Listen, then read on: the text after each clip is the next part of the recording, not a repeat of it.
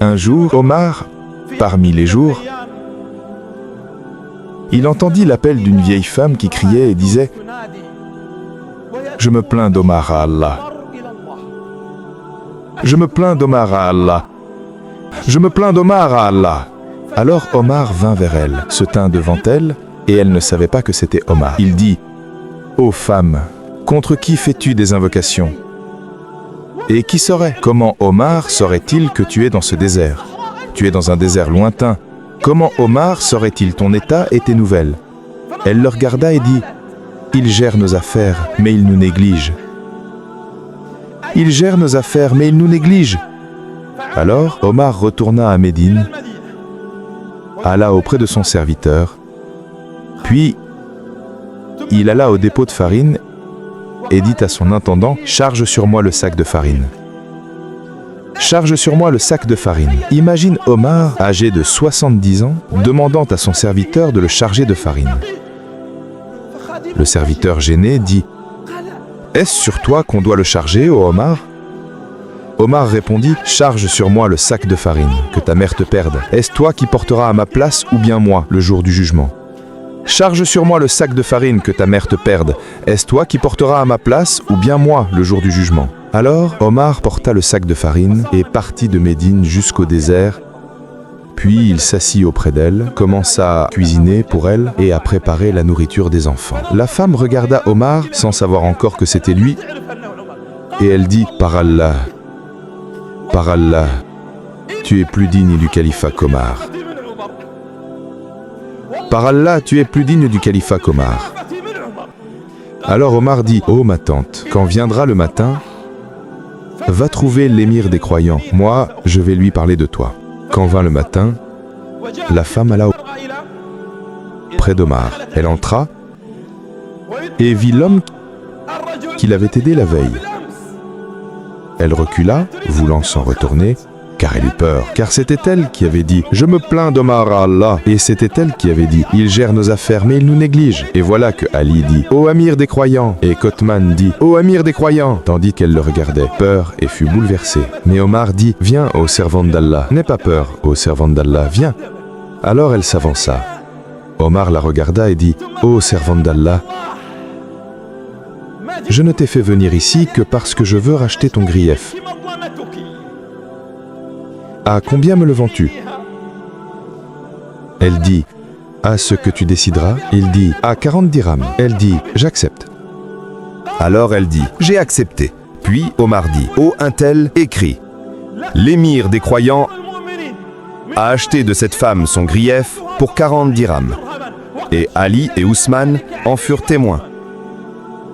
Ensuite, il donna à la femme 40 dirhams, et il prit le document. Puis il dit à ses compagnons, « Prenez ce document.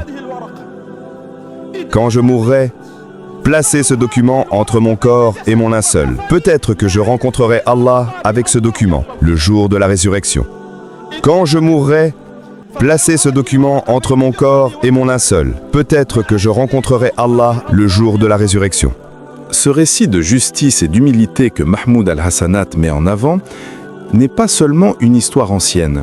Il nous interpelle aujourd'hui plus que jamais. Dans un monde où le pouvoir, l'argent et le statut semblent primer sur la morale et la responsabilité. Nous vivons une époque où beaucoup confondent autorité et supériorité, où certains dirigeants oublient que leur premier devoir est la protection des faibles et la justice envers tous. Nous vivons dans une société où les plaintes des opprimés sont souvent ignorées, où la voix des pauvres et des oubliés se perdent dans le bruit des puissants. Et c'est exactement pour cela que Mahmoud al-Hassanat insiste sur cette histoire d'Omar, parce qu'elle nous rappelle que le véritable leadership se mesure à la justice et à la compassion, pas au pouvoir affiché ou au titre prestigieux. Regardez Omar, à 70 ans, portant lui-même un sac de farine pour rectifier une injustice, donnant son temps et son énergie pour une seule femme âgée, qui aurait pu être oubliée par tous. Combien de dirigeants aujourd'hui seraient prêts à agir ainsi ? Combien d'entre nous, dans nos vies quotidiennes, prennent le temps de corriger nos erreurs